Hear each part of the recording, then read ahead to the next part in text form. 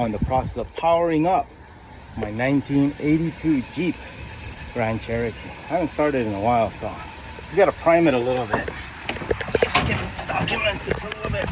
So I just opened that, drop a little bit of fuel.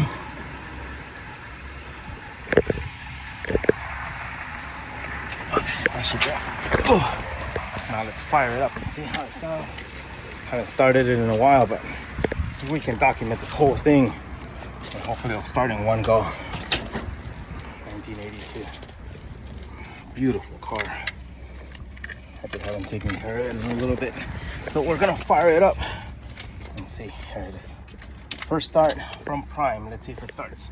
Ready? 1, 2, 3.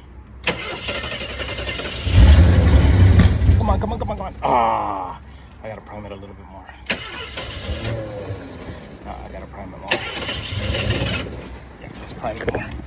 Let's see if we can start it on video without cutting it. Sometimes on these older cars, carburetor, so it takes a little bit longer. It takes some innovation.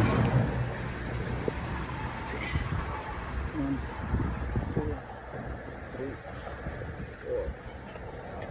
4. And then at the same time, you don't want to add too much because they're gonna choke it.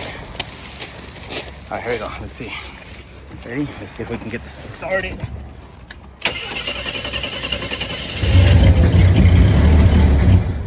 Come on.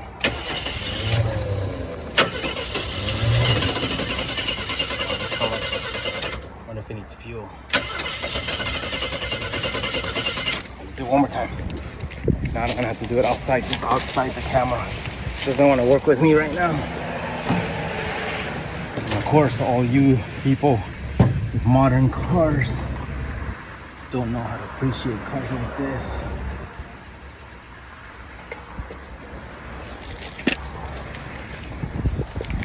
Sometimes it's good to know a little bit about cars, especially these older cars, in order to really, really appreciate them.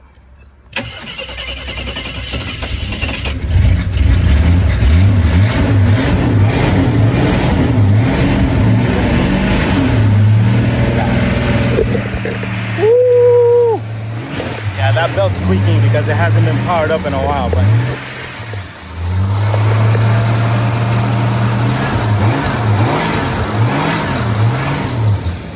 yeah, I'm actually overdoing it. I'm powering it up too much.